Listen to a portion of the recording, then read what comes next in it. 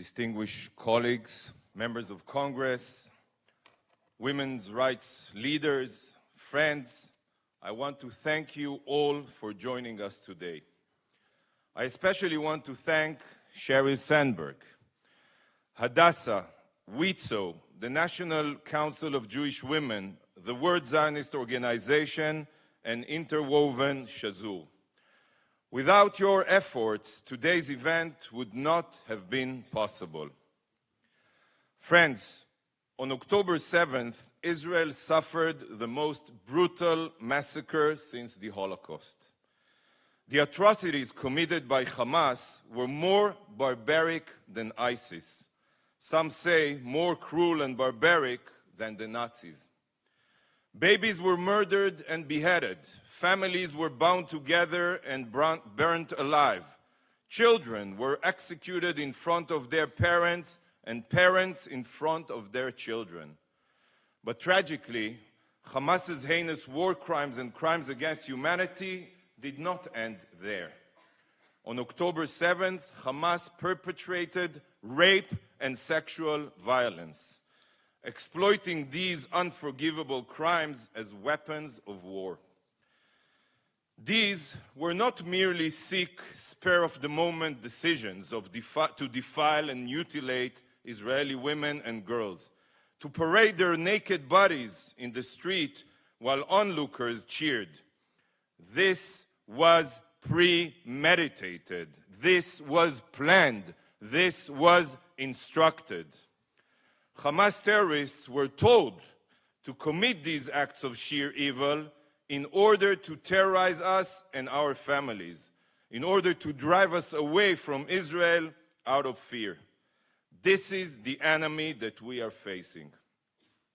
An enemy that views reprehensible gender-based violence as part of their genocidal war against Israel.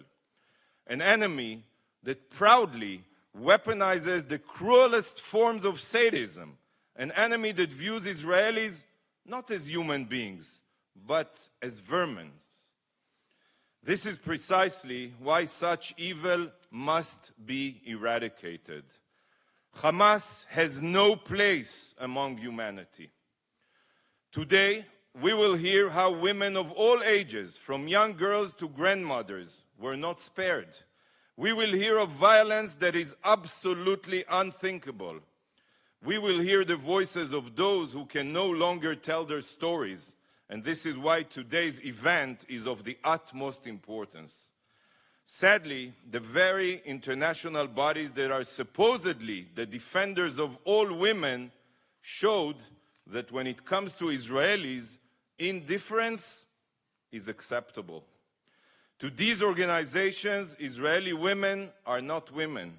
The rape of Israelis is not an act of rape.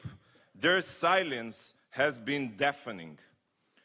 I even sent photo evidence of Hamas's crimes in 2 separate letters to UN Women, which have both been ignored. Only 2 days ago, nearly 2 months after Hamas's massacre, as UN Women showed an ounce of recognition, but this is too little, too late.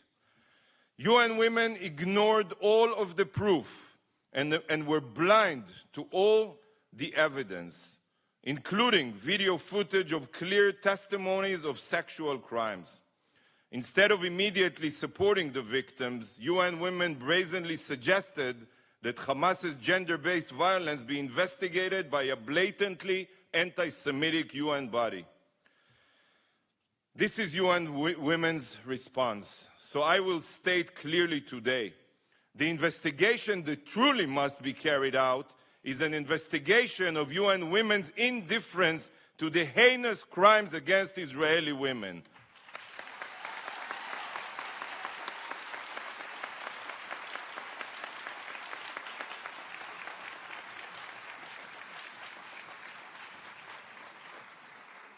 Although this is heartbreaking, not only for Israelis, but for all women, we must not despair. Look around you.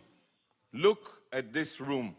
It's overflowing with steadfast leadership and unbreakable values. Every person here is willing to stand up to immorality and vile crimes, to hear the stories of the victims who can no longer tell them, and to amplify their voices worldwide. Despite the short notice, we received overwhelming support for this event. This is an immense source of inspiration, and it empowers women everywhere. If the UN chooses to remain silent in the face of evil, that doesn't mean the world will follow suit. If the top-down approach is broken, the bottom-up approach will prevail. The world will know the truth. We know the truth, and we will make the truth heard. The stories of Israeli women will not be silenced. The truth will prevail, and justice will be brought. Thank you from the bottom of my heart. Thank you.